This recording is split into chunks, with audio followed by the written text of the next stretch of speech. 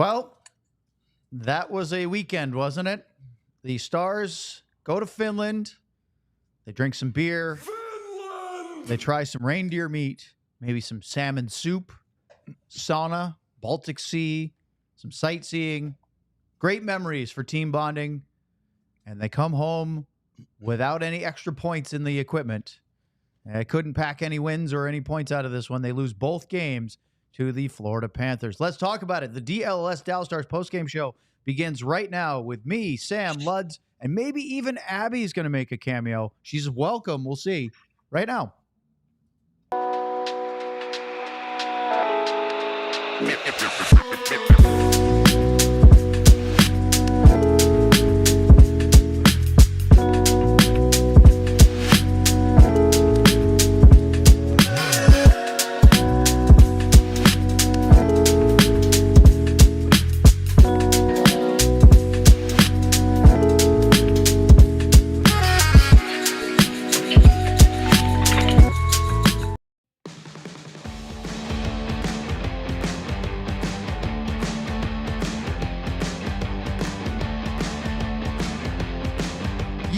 Deep sigh. The Dallas Stars lose today 4-2 to the Florida Panthers, meaning they have no points to show for their two-game trip to Tampere, which is north of Helsinki in Finland, alongside Craig Ludwig, Abby Jones, Sam Nessler, John Anderson.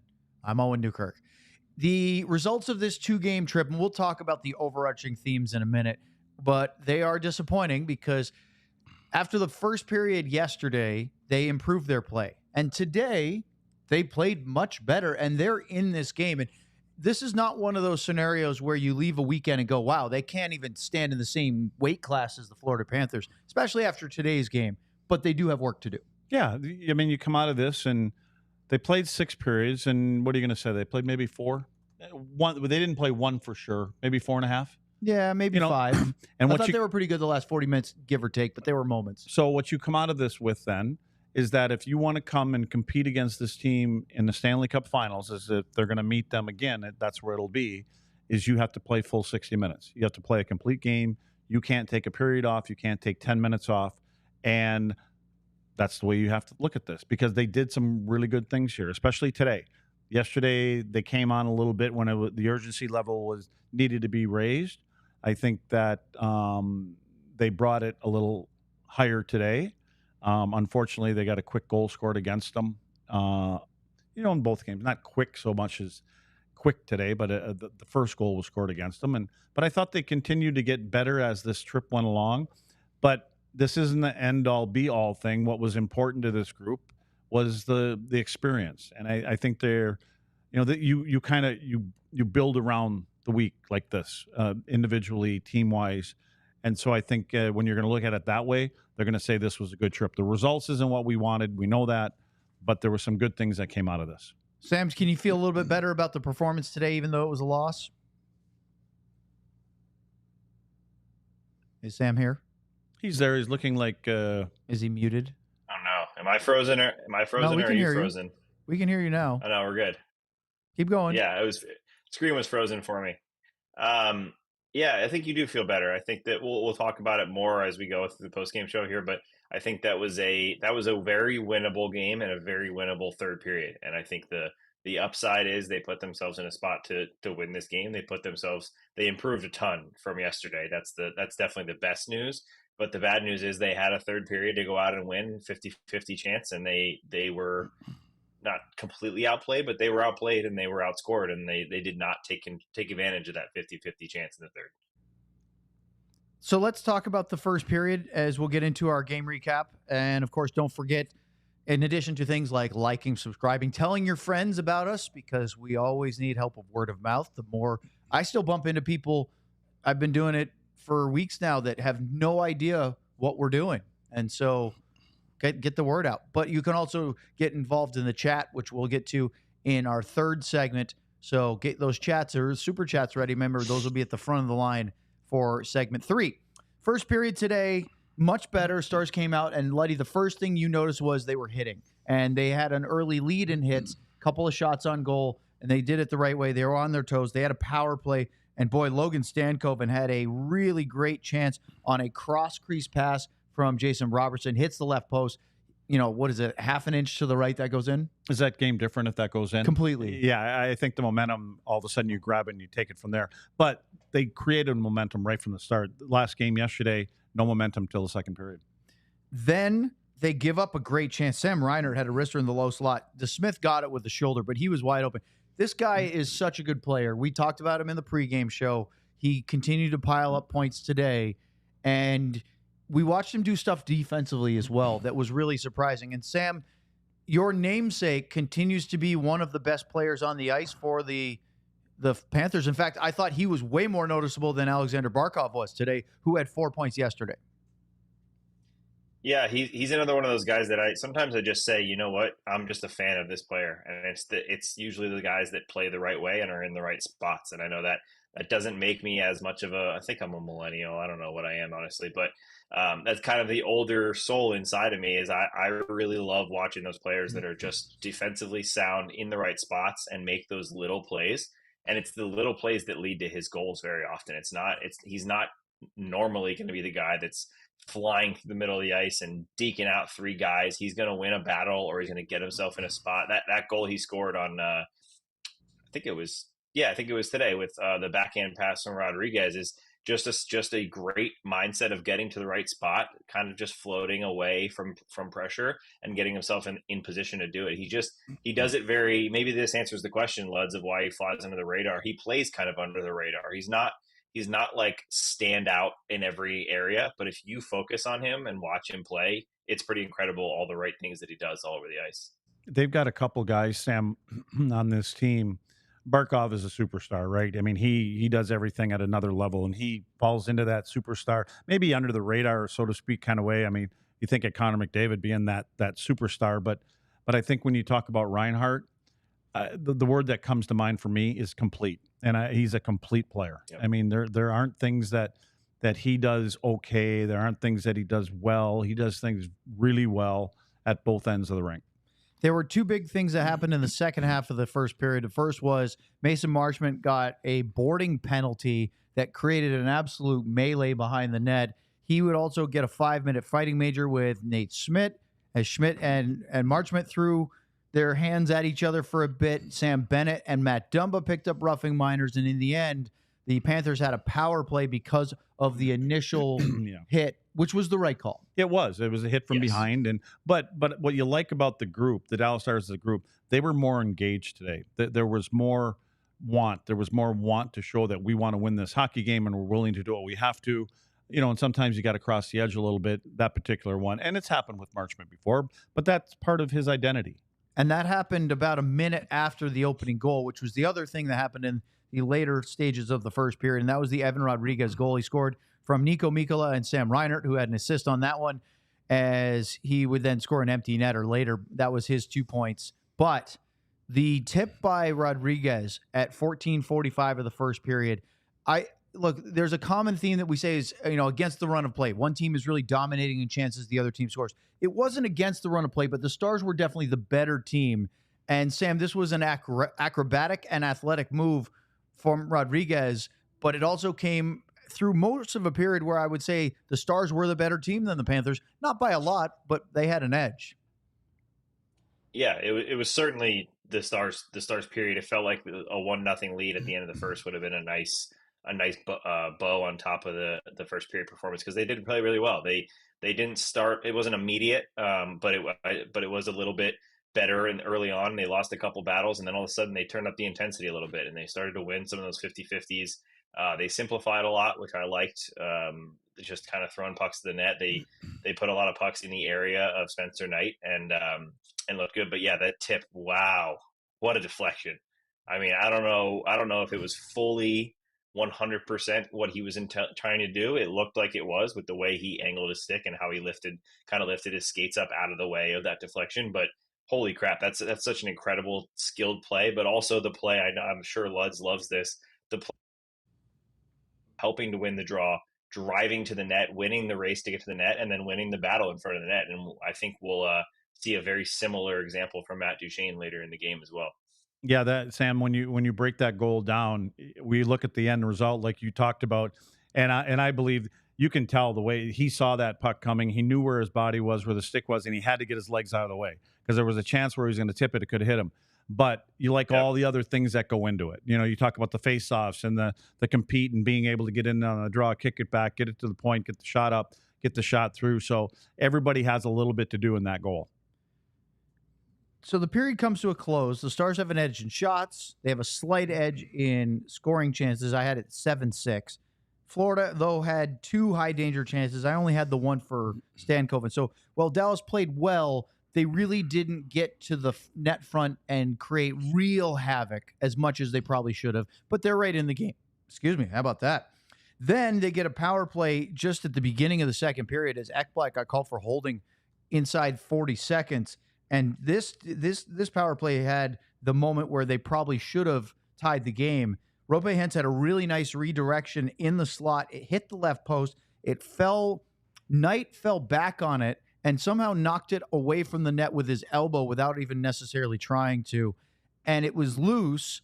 And in the scramble, Stankoven picks it up, gets hit as he's trying to get around. If he doesn't get hit, he probably scores. And you could see how he was kind of fishing for the puck to get it on his stick there a couple times, just a little too short at one end. You know, he wanted to be able to get it, pull it back right away, and then shoot it right away. And it took him a couple opportunities to get to it. Well, unfortunately for Dallas, they took a penalty, and it was Esa Lindell for hooking at 8-12. And I remember, Luddy, you watched the replay and went, really? That's the call? That was soft. First thing that came to mind, that's a soft call. And I don't know if it's because it's playing in Europe that it's a soft call, because that seems to be what happens over there. But I didn't like the call at all.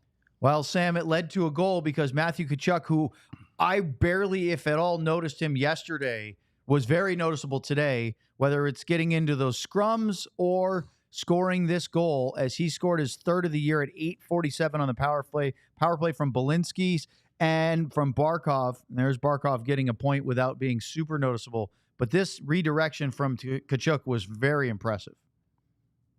Yeah, it's what he does best in terms of fighting off checks to make plays, right? That he's been one of those guys that's so good around the net. He plays that perfect power forward style.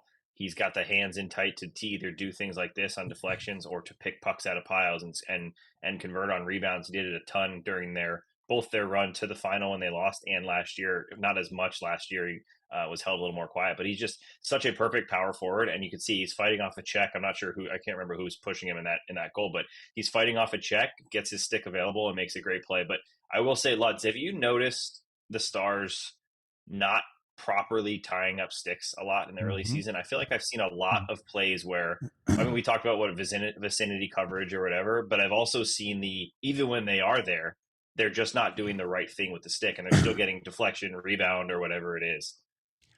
Sam, they're standing there and watching, and you're 100%. I had made the comment a couple times and I don't like it when defensemen, when you're going to tie up somebody's stick, I hate it when you come over the top because they still have an opportunity to get your stick on the puck. I like when you and sometimes you have to wait until the shot actually happens, because a good player will kind of hold his stick out here and then see what you're going to do.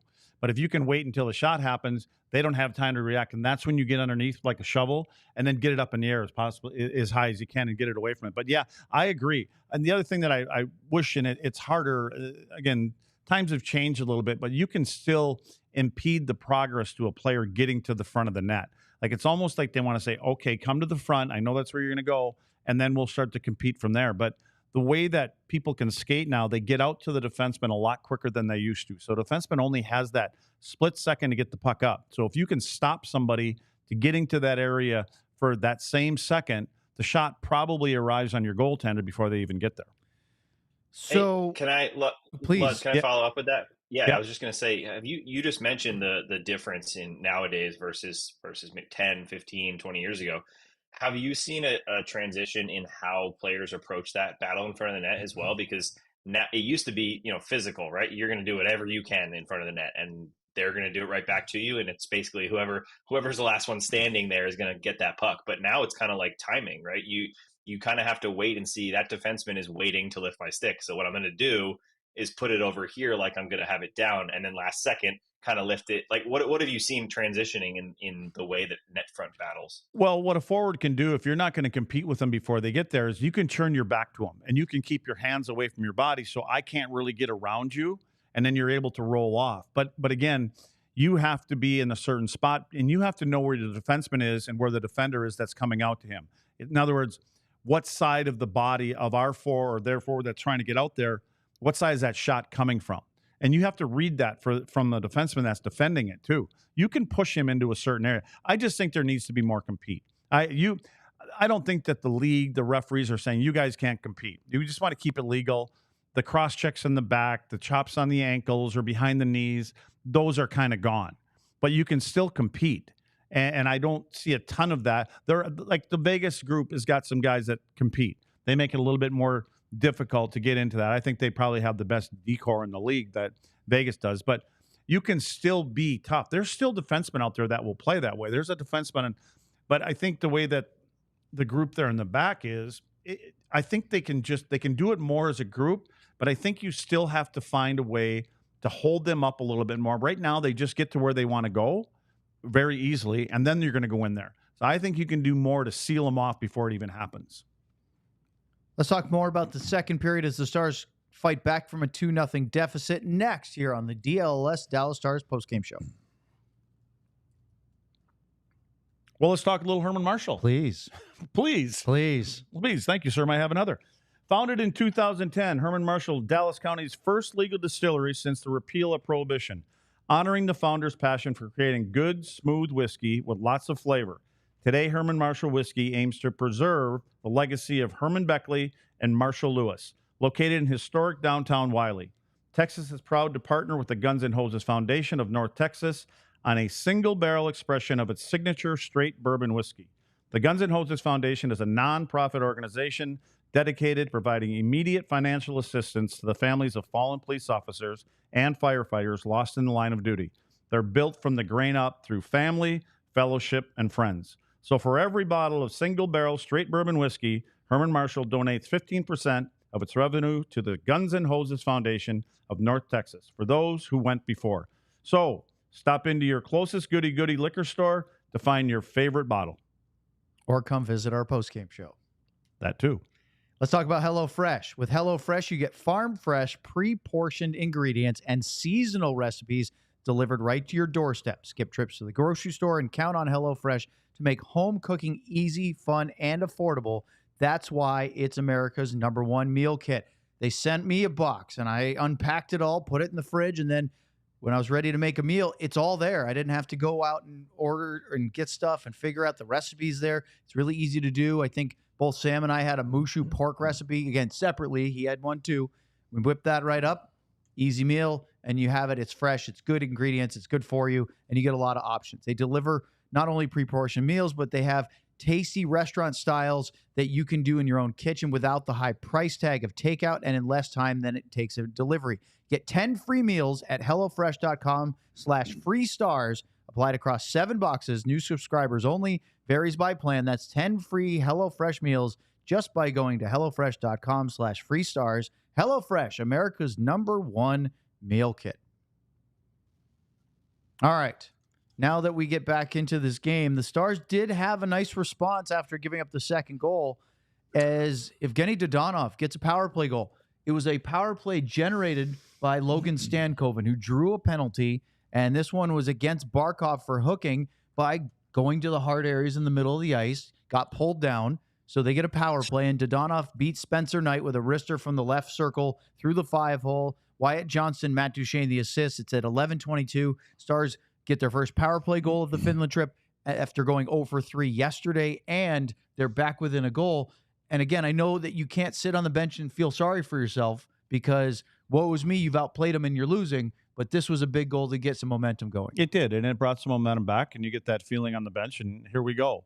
The whole power play itself, I thought they're getting to the point where it's a little bit more direct. There's pucks that are going in net, the recovery, winning 50-50 pucks, and then the shot. It wasn't going to make an extra little pass or a move, finds a lane, a little open space, and doesn't miss on this one.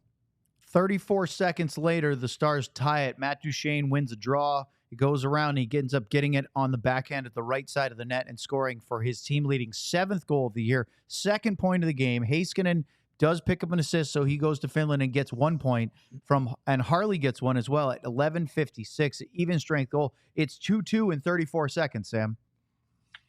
Yeah, it was a busy start there, but I think 2 things. One, that goal, the Donoff goal, it was funny. That was also when we were having the audio issues and then the feed issues. So it was kind of like there was just a lot happening in that second period, right? You were trying to get the feedback, then we were trying to get the audio, then we're listening to Brian Ray and Sevi. Meanwhile, the Stars were scoring their 2 goals of the game. So it was a chaotic little moment there. But for the first goal to Donoff, that play, what a pass by Johnston. And that play is their standard little entry on the power play. They love to do that little get in, usually with Wyatt, and then just do a little bump pass back to Robertson or Heiskanen, whoever's at that point there, and then just set up, right? But that one, Florida actually kind of blocked it off and had a ton of guys at that blue line. So Wyatt just carries it down the wall and just extends. And then all of a sudden, there's 3 guys over there for Florida because maybe they were looking for that little drop pass. And Wyatt throws that pass all the way across the Donoff, who beats Knight 5-hole. So that's a great play. And really just smart by Wyatt. It's hockey IQ because he could easily just think that play is going to be there and do it by default, and he doesn't, and he recognizes because of what Florida's doing. But the second one, I love Duchesne winning. That's such a great play. Wins the face-off, outmuscles the Florida center, wins the face-off, outmuscles Florida to the front of the net, boxes out, and then wins the rebound on the backhand to chip it in for the second goal. So that's very similar to that Rodriguez goal. I don't believe Rodriguez is the one taking the face-off on his goal, but this is just a complete play from Duchesne, and it was one of those plays you just love to watch because it's just 90% of that goal is compete.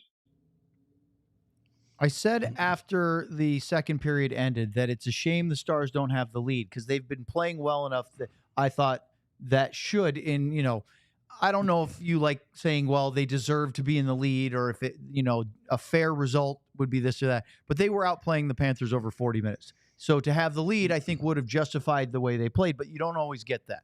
And the reason I said that was, and I looked at Luds and said, because one shot goes in and now you're losing on a game that you've played better than your opponent. And he said, well, you're being negative because one shot and they have the lead. Well, what happened early in the third period? One shot and they were losing because says what I tell you, right? As AJ Greer scores his first of the year from Tomas Nosek. Yeah, AJ Greer. Who? Yeah, Okay. who? AJ Greer, player of the game. 2:32. Yeah, I disagree with that, but he did score the game-winning goal. He was the player of the game. Third period. Face-off win, top of the right circle with a screen. I don't think Casey DeSmith ever saw it, and they have the lead. And again, through this point of the game, the Stars have been the better team, and yet they're behind. Good teams defending Stanley Cup champions find ways, and they're still in that mode. I think that this team may hit that wall at some point, coming off it, and they've started, and something's going to happen. I mean, they're not going to roll through, I don't think, all year long and not have a little bit of low, but 100%. I mean, and again, good teams, it's not always the best players. I mean, other guys find ways. They see what the good players are doing. Shoot pucks, get to the net, shoot pucks, pays off for Greer. There's a reason why this felt even bigger too to me and for many Stars fans, and I'm sure recognize this, that Florida's been one of the best teams at holding a lead in the past few seasons. They're very hard. Their style is very hard to go up against. If you're opening up and having to push harder against them, it's puts you right in their wheelhouse. They're just going to play their style and try to ice out the game. The Stars and Florida were both 6-0 leading after 2 periods this season so far. So that goal, whether first goal of the third period or whether it happened at the end of the second, it was going to be really important. And while they weren't technically leading after 2, they scored that goal 2.5 minutes in, and it's pretty much the same thing. And they held on now, so they are now perfect still, 7-0 technically, I guess, when leading after 2 periods, or at least holding the lead late in the third period. And that combined with Mason Marchment taking a hooking minor, which was a little iffy, but he got his stick in the hands and he stopped moving his feet. And that happened 4:21 into the third period. I was going to call them the Oilers for a minute. The Panthers did not score, but they had 4 chances, quality ones, including Sam Bennett right at the top of the crease, point blank. That was a real high danger chance. And it just disrupts the chance to get a response after giving up a goal. And that's the kind of penalty that Marchment has to get out of his game. 100%, right there. You know, I think also you end up getting a reputation with the officials after a while. Yeah. You kind of, he's sneaky dirty or whatever you want to call it. And they start to kind of watch you a little bit closer. And I think that's what's happened to Mason right now. The after effects of that was problematic because the Stars had a couple of chances, but that was it, just a couple. I had 3 for the whole third period. And that goes back to what Sam was saying about how they play with the lead and also having to chase a game against a good team. Dallas was not able to really get going offensively in the third period because Florida didn't have to go out and break their structure at all. It's their MO. I said this a lot. Like, Florida's the kind of team that has a winning formula, and they're going to stick to it.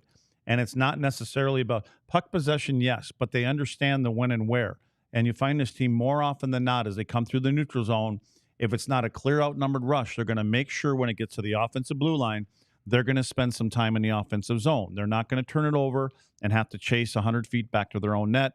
Whereas the time, we talk so much about, as players, you talk so much about time and score. They understand the time and score of the hockey game. They know that at some point, 3-4 minutes, down the road before the end of the game, that other team's going to have to open up. They take advantage of it. And Sam, as I went through the third period, I had Jason Robertson with a shot right off a face-off win. That was the first one of the game of the third period for them, and it was after 8+ minutes. Then Wyatt had a nice play where he went to the net on the backhand but put it wide. Duchesne had a shot from the top of the circle. Nothing interior, and that was it.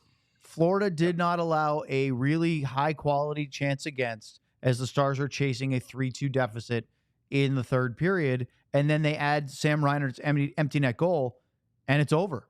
A game they played pretty well, and you and I both listened to Elliott and Bukauskas a lot, and Elliott had this line, something, and I'm going to paraphrase, but basically good teams, when they're not at their best, have a way of hanging around and stealing games that they shouldn't. And I don't know if Florida was second best. I thought the Stars were really good for a while in this game, but Florida withstood the pressure. They scored against the grain a bit. They got the lead, and then they saw this one to the finish line, and that 6-on-5 wasn't particularly threatening from Dallas. No, not at all. I think this was one of those games where we talked a lot about timing of pulling goalies and Patrick Waugh and how all different coaches do it. This is one of those where I feel like Dallas maybe could have done it earlier. They weren't creating a whole lot. They're outshot 12-7 in the third period. They're outscored 1-0 at the time, and then eventually 2-0 in that period as well. I feel like this could maybe have been a 3 minutes to go. Let's get an offensive zone face-off. Let's pull him. And they didn't. They chose not to. And then obviously once they did pull him, they very briefly had a chance to kind of go before Reinhart gets the empty net goal. But it just didn't feel like I said at the beginning of the show, they had a 50-50 third period. They had a 2-2 game. The game was pretty even. The Stars probably believe they should have been winning, but they had a chance to go out there and say, we win 20 minutes. We win a 20-minute period here and we win the game. And they didn't do it. They were outplayed in most areas. They were outscored and they were outshot. And I don't think we've seen enough urgency from them offensively at times. And that third period felt not nearly as bad on the same level, but it felt more in the range of that first period yesterday where they just didn't look in sync.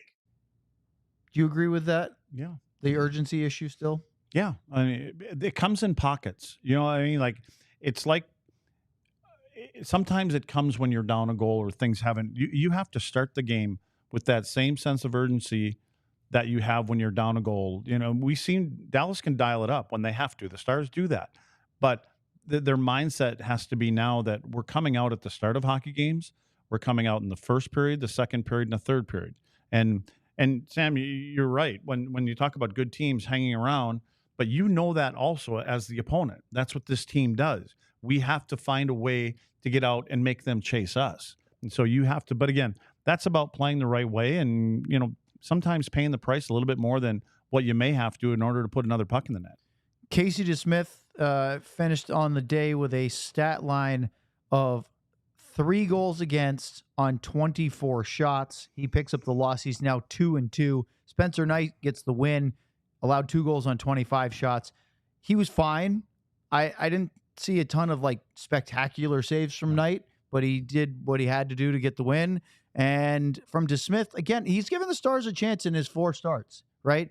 I don't know if there were a ton of he stole those kind of saves, but he took one, I think it was from Evan Rodriguez off the mask from about 60 feet, a blistering slap shot. He made a couple of good saves in tight on Bennett and Kachuk. Stars backup goalie position doesn't seem to be one of their problems. Yeah, and let's remember, when's the last time he played? How many games has it been? It's been a week. Yeah, so He played. It was Boston. It was a week plus a Thursday. couple days. Yeah, and so you're sitting there 7-8 days, and you don't have the same rhythm, but you know that as the backup guy. He knew that coming here that Jake was going to play a lot of game. I think he's done everything that is expected of him coming in as the backup guy. Up next, let's take your chats. We have a super chat, at least one I saw already. But if you want to get in on this and we'll have some fun with it, let's do that right here on the DLS Dallas Stars postgame show. Yeah, let's talk about Roback. Roback up in here. Roback activewear, quite simple. Best fit, best feel, and the quality of gear simply speaks for itself. The performance polos perform better in the heat than any other polos. They are moisture wicking, so they don't stick to you, and they have a nice stretch. Their performance hoodies are the softest material that they have. They will guaranteed be the softest item that you own. Their everyday shorts are perfect for a day on the move. They look clean, but they have the comfort of an elastic waistband. So all three, performance polo, performance hoodie, everyday shorts, they're there for you, versatile and great for any activity. So use the code DLSSTARS20 on roback.com for a generous 20% off your first order. That is roback.com, RHOBACK.com. And that's 20% off all polos, hoodies, and shorts with the code DLSSTARS20. Make sure to check them out, and they will have you ready for whatever travels or activities that you have. Now let's talk about Empire today. Shopping for floors at a big box store can be frustrating. You might talk to someone today who was working in plumbing yesterday. Flooring is all Empire does. They live and breathe flooring, so you can be confident you're getting honest, upfront advice. Plus, you get shop-at-home convenience, the right product for your needs, quick and professional installation, and a low price guarantee. Our virtual floor designer is a great way to see how new floors will look in any space. It's easy. Just snap a picture and instantly see how new floors will look in your room. I don't know about you, but I'm a visual guy. I want to see what it looks like. It's not just in the mind. It's nice to see it out in front of you. Schedule a free in-home estimate today. All listeners can receive a $350 off discount when they use the promo code DLLS. Restrictions apply. See empiretoday.com/DLLS for details. All right. Chat time. Big ice chewer. You guys like to chew ice? I think you maybe have an iron deficiency. Maybe that's what it is.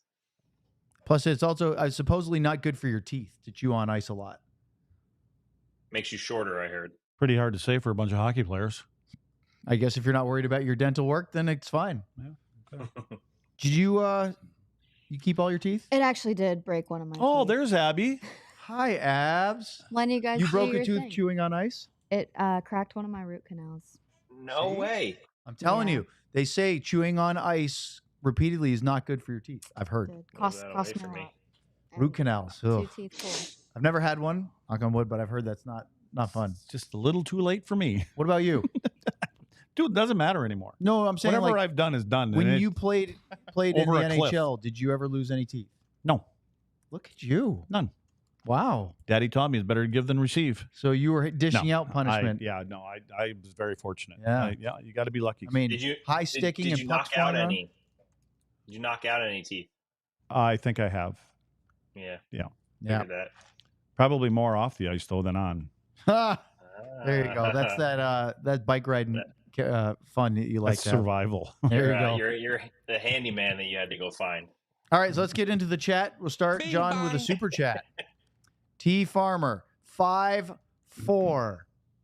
So that would be Nils and Miro, and that's exactly what he's going to talk about. We need to see Nils and Heiskanen play together. Nils has made the leap that we hoped he would, and Dumba isn't there yet. What do you think about the fact that two things, guys? One, Nils didn't play today so that Brendan Smith could get in the lineup. And two, the idea of putting those two together. I think you have two guys that lean forward. again, Miro's becoming better of an all-around defenseman for sure, but we've seen things in front of the net that, well, that I would like Miro to be a little bit harder to play against in front of his own net.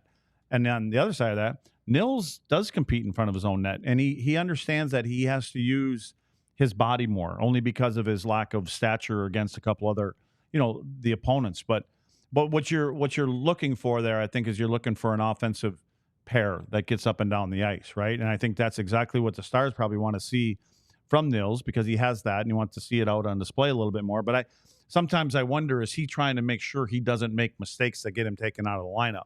So you have to be able to, and that's not a good way to play when you're thinking about that. You can't play that way. And so I don't know. I wouldn't. Again, I think Brendan Smith, when he came in today, he did exactly what he was supposed to do. He was noticeable, added a little grit, and kind of like, hey, I'm here. So you accomplish that.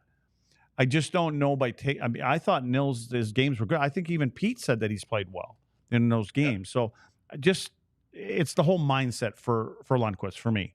What do I need to do? So you want me to open up more, and then what happens if I make a mistake offensively? Do I get taken out again? So I don't know if you want a young player being confused.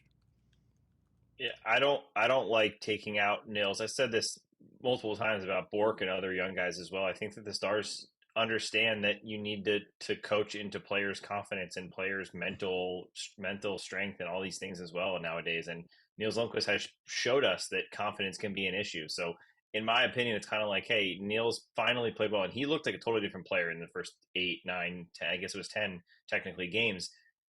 He makes those plays that it's not that he's making crazy plays. It's just that, for example, there was a play yesterday. There was a little chip up the boards, and instead of just kind of being, he used to just be kind of half in, half out. He'd kind of be bailing. He'd kind of be stepping up. He'd kind of be making this play with his stick, but he's also got an eye over here. He just looked like a player that was thinking too much and trying to do 4 things at once because he didn't want to make that mistake to get him put back on that as a healthy scratch. This time around, he hasn't been doing that. He stepped up. He makes a lot of plays with confidence where he stands up, doesn't think twice, makes the play quickly, turns it up, and they're going the other way or whatever the play is in the specific zone. But I just think that the confidence thing is so huge with Nils. I don't necessarily agree with pulling him out of the game. I understand what they were trying to do, and 2, they got it from Smith. He was incredible today in terms of what he's supposed to do. I loved him trying to fight Tkachuk. I knew Tkachuk wouldn't go with him, but I loved that he was trying. And then I loved that he absolutely planted Tkachuk in front of the net when Tkachuk was trying to do that fancy between the legs on the power play. And you actually saw Tkachuk come back at him and try to throw a hit, in a little bit of frustration. That's his job. That's Smith's job to do. If you can get guys like Tkachuk and guys like Bennett and those guys chasing you a little bit, you've done your job and then some. But on the flip side of that, I just think that the confidence for Nils is so important. I really think he should be playing the first 30 games without any scratches. I just think that you need to show him that we believe in you, and especially when he's playing well, finally, it's kind of like, hey, we thought you played the best 10 games you've played since you've been here. Now we're going to sit you out. And I get the reasoning. I just don't know how great it is for someone's confidence that we've seen to be a little bit shaky at times. So, Sam, let me ask you this. And you guys do you ever wonder if, because of what they're looking for in this particular game, going 7-11, and just 7 defensemen, I know it's back-to-back games, but you got 4 days off. I understand that, but if you have Smith playing up front, at times, and playing that role, I don't know. I'm just a thought, if that's what you're looking for. And the other thing is, why did Nils get taken out of the lineup during the playoffs? What was the reason, do you think? Well, they weren't playing him. Oh, that's what I'm saying. Yeah. Why weren't they playing him? Trust. Yeah, what didn't they coaching, trust? I don't think the coaching staff trusts that he would make the right plays and not get scored on. So basically, defensively, yes, that's what I think. Now, I'm speaking out of turn because I don't know the inner workings of the coaching staff. Right. But that's the hunch, because if we talked about this last season going into it, this is a good year. Play Nils a lot because you won't find out whether he can do it if you don't play him. And in games in November, this is a 12 months ago situation. They were sitting him in games where they were, trying to hold on to a 1-goal lead. They were playing him more when they needed to chase the game a little bit. He's offensive. That makes sense. But they weren't giving him a ton of time to try to be out there to defend it. And they will always argue this isn't a developmental league. You have to develop well. We are trying to win. So to Sam's point, why did he play the first 10 games? Because he was better at all that. And to your point, Sam, now here we go with the messages again. And maybe there was a great conversation. You know what I mean? Like I don't want to make it sound like the kid is confused, but he's been working on exactly, I think, what he didn't get the minutes for last year. Could it be as simple as we really want to make sure a veteran like Brendan Smith gets a chance to play in Finland before this trip is over? And hey, Nils, this is you're doing fine. Sit this one out just because we want to make sure everybody gets a turn. I don't disagree with that, but who's going to be playing?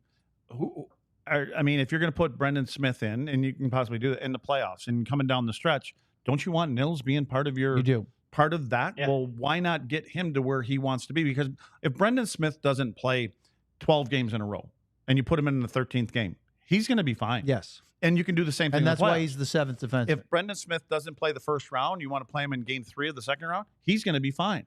But I think Nils is a guy that you want to be able to count on because of what he can bring offensively, right? And I know Dallas has a lot, but that's how they play. We get up and we run. And I think Nils can play that. My point is like, if I'm him, I'm thinking, well, this is what I've been doing. This is why I didn't play last year a lot in the playoffs, and I've been good at that. And so why are you taking me out? But like I said, there's probably a good conversation and saying this. I don't know. Maybe it's we need a little more edge back there tonight, for instance. I'm not sure. Yeah. So, Luds, I want to ask two things. One, before I ask Luds a question, I think that the main point we want to make, because I see people in the chat that are saying certain things about Nils and things like that. We're not saying that Nils Lundqvist's emotional feelings need to overcome the Stars winning games. If Nils Lundqvist is not playing well, it doesn't matter what it does to his confidence. He needs to sit. Mm-hmm. But the fact is here that he was playing well, and to Pete DeBoer's opinion, playing the best 10 games since he's been in Dallas. It just, in my opinion, it just feels like no matter what the reasoning is, it didn't need to happen. That's how I feel. I just think that Sam, so what? This game. Sam, what you're saying is, so the coach says the best 10 games that I've played, my reward for playing 10 games is getting taken out of the game in Europe. Yeah. Okay. And it doesn't matter. It really doesn't matter that the reasoning is that they just wanted Smith in there as a physical body, or that they just wanted a fresh bodies after playing a game last night. It doesn't matter. That stuff doesn't matter. The point is, they said we want to put Brendan Smith in, and you were the one that got taken out. Period. And that's the point I'm trying to make. That can't feel good, no matter what the reasoning is. I think he's deserved to be above that, and I think that he's played better than some of those guys that are above him that didn't come out of the lineup. Now, on the flip side, there's been a ton of conversation about this guy, Matt Dumba, since he came here. Tons of conversation about him early on. Then some people saying, kind of shifting on how they feel about him. I want to ask you straight up, Luds, 10 games in, 11 games in, he's played, he missed a little bit of time, but what do you feel about Matt Dumba in the games that he's played? I think he's played better than I expected him to play. I don't have a reason to say that's good or bad, but he's done, being a partner of Miro, I think he's done what they expected him to do. Now, we know that he's not the same guy as Esa. He's not the same guy as Miro. Is he in the middle somewhere? I think he's a guy that has a good, loud voice in the locker room in a positive way. I think that he goes out and he tries to play a physical hockey game, and that can change the tone of games. So, and I don't see where we can talk about that one. Was it Boston where he gave one away behind the net? Or I don't know what game that was. He gave one away early, and I think it ended up basically being a 2-0. But that's going to happen to a lot of people. I have coming in from just talking to a few people about Dumba that have seen him play. I was like, oh, okay. But I think maybe because I heard that and maybe expected that's the way he's played above what I expect. That's the best way to put it. Well, how do you feel? I don't think there's a take either way. That's why I'm asking, because I'm not a defenseman expert. I just haven't seen the mistakes. We've talked about mistakes he made, and we talked about him getting out of position, which is something that he does. But I also think he's been solid in a lot of areas. So I think he's been fine. And I just was curious on your opinion, because I've just seen drastically varying things. And it's one thing for fans to all say he's been awful or all say he's been great. but it's rare to see so many different opinions on a guy. And so I was just curious on your opinion. I don't think he came in here, and I don't think we came in here thinking he was going to be a number 2 defenseman. So maybe they've got him slotted a little bit higher in his pay grade, and maybe he shouldn't be playing 24 minutes a night. You know what I'm saying? Like, yeah. So I don't think he's been a liability in a lot of games. That's not the way I feel about him. Is he going to? We all make bonehead plays at certain times, you know, but he plays on the edge. That, you know, and when you play on the edge, sometimes you cross it, and sometimes it takes you out of the right spot where you're supposed to be defending. But for the most part, I've had no problem with him playing, even though he's playing up with Miro. I don't know if he's the best partner for Miro. Would he be better slotted as a number 4 defenseman? I mean, if you could, but does that mean that then we're right back to Miro playing on the right side and being a partner with Harley? Maybe that's where they're going to go from here. I think we all agreed before the season started that the Stars were going to need to upgrade the blue line at some point, whether that was a trade, whether that was a free signing, whether that was a guy coming up from Texas that we've talked about a bunch.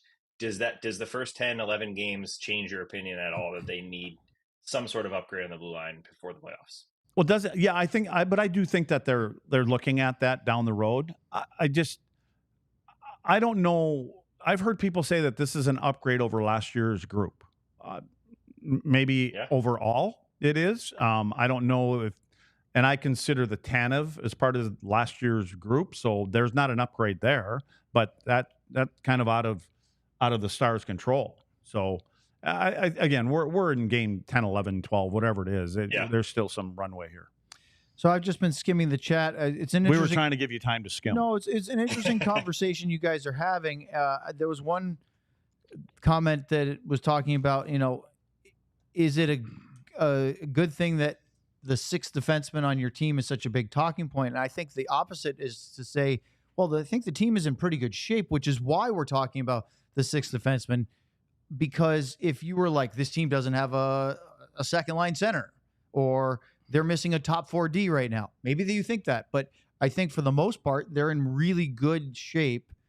Did they play really well against the Panthers in 2 games?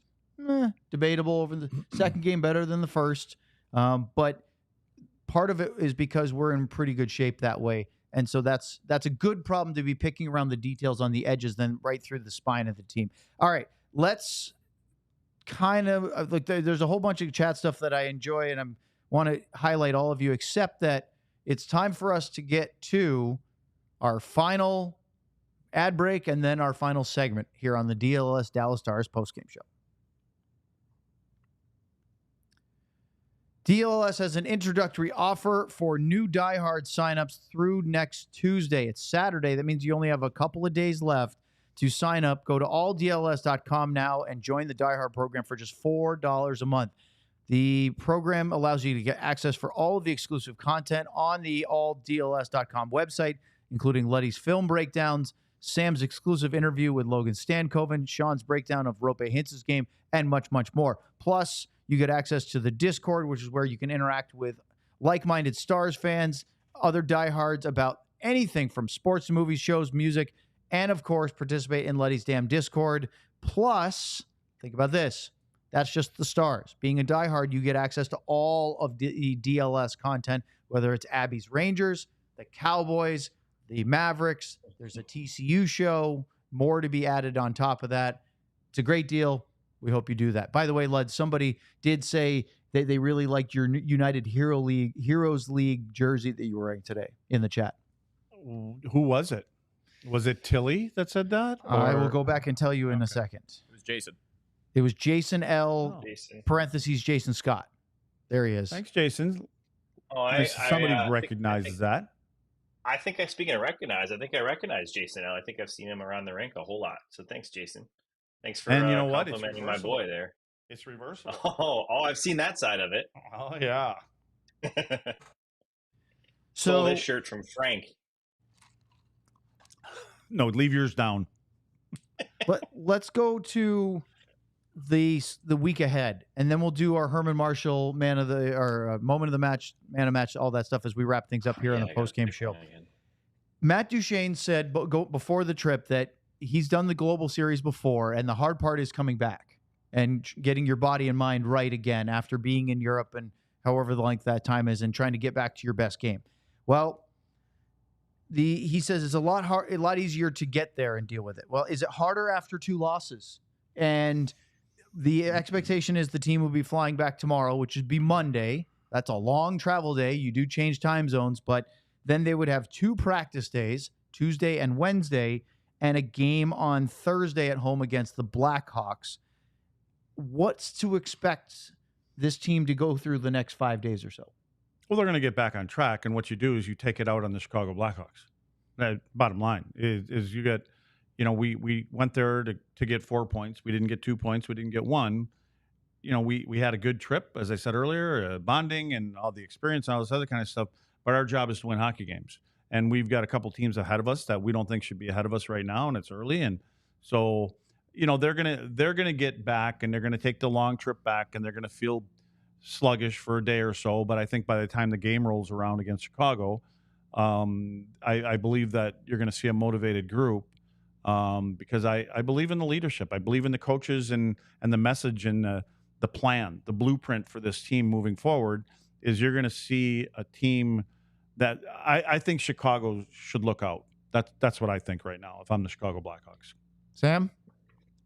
Yeah, correct me if I'm wrong, but is this the first time they've lost 2 games in a row? This year? I believe so. Yeah, so you're facing. It's not a huge adversity. It's super early in the season, but you are facing You went there. You lost 2 games. You were disappointed in the result. I think they are going to face tremendous amount of challenges this week, judging from what I've heard from players on how hard it is to come back from these trips, especially when you're there for 8 days almost, which is like how long they were there. So I think they'll face some challenges, and they don't have a ton of time. I agree with Luds. I think that they are going to be very motivated for that game. It's nice that it's against Chicago. Not that there's any easy opponent, especially for Dallas at home. Seemingly all the lower opponents give them a tough challenge at home, but I think that they deserve to come out and dominate that game.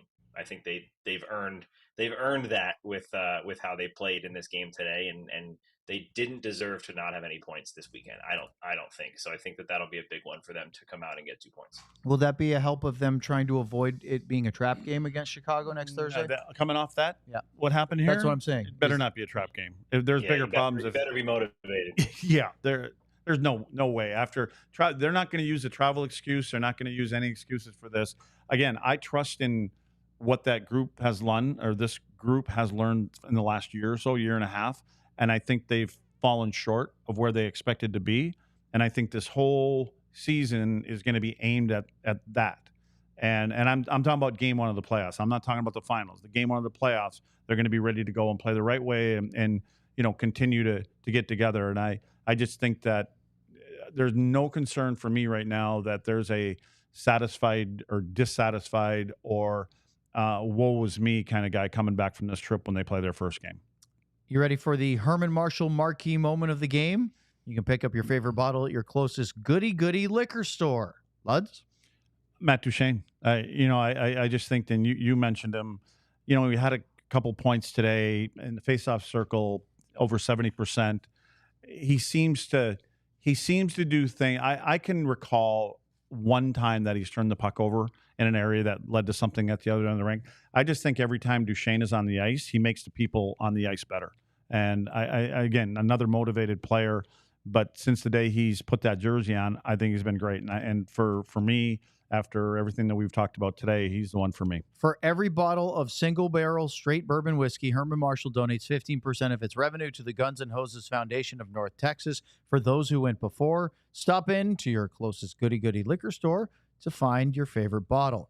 Duchene now has a 6-game point streak, 6 goals, 6 assists, 12 points. He leads the team with 15 points in 11 games and 7 goals. Was he one of the 3 stars of the NHL this past week? I believe he was for week 3. Week 3, yes. He was a 3rd star? Yes. Yeah, so, okay. Well, at least he's getting recognized. Yeah. I don't know if they just look at points, but... Well, they didn't give Logan Stankoven the Rookie of the Month, and he was tied for the most points in fewer games. That bothered you.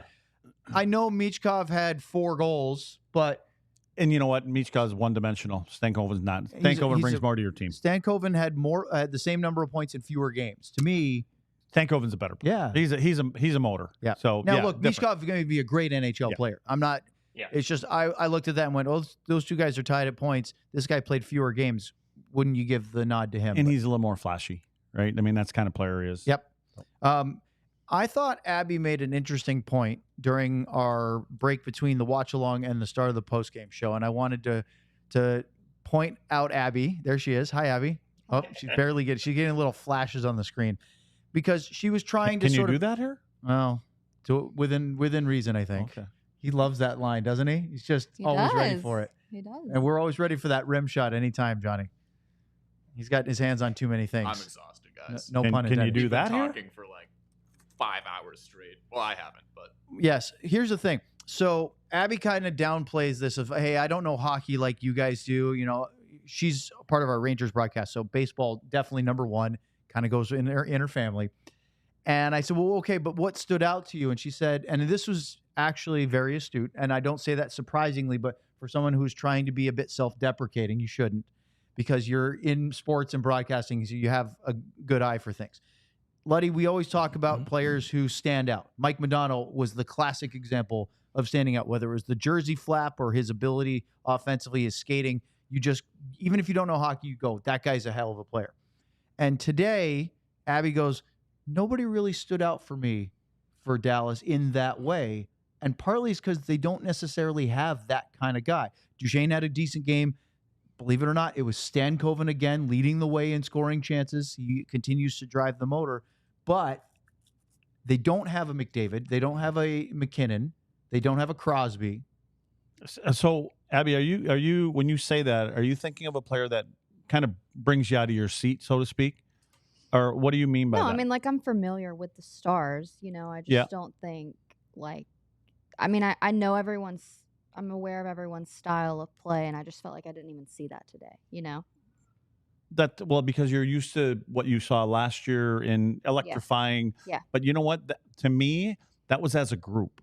But I would point at Miro, right? He's that guy from the back end that can get the puck up ice, and you go, oh my God, can this guy skate and defend and all those other kind of things? He's not there right now. Today, although it was better. I mean, I think Miro had 7 or 8 attempted shots. So there's a mindset from Miro that's, I got to get pucks to the net, which means, it also means he spent more time in the offensive zone. For Roope to me, and I talk about guys being motors, and now Stankoven for me on that line is the motor. And what I mean by motors is guys that can back you off the offensive blue line. Miro's got to do more of that. He's not doing that. He's not assertive right now as he was, because we'll see Miro. Or sorry, I'm talking about Roope. I'm talking about Roope.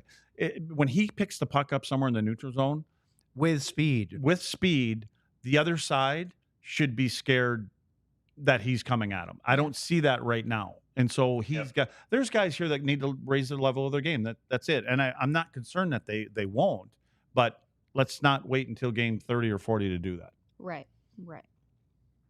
So I think the interesting thing with Roope too is that Roope is almost I think what is he 8 points in 11 games, something like that. Now he's almost on a point per game pace, but I haven't noticed him in the early going very often at all. And I think Sean wrote an article, a little film room article, so make sure to go check that out. I think it was on Thursday or Friday this week, but it's showing what he does. He's still having an impact on the game, and he's still going to be that really good two-way center. Like he's playing well in his defensive end and things like that.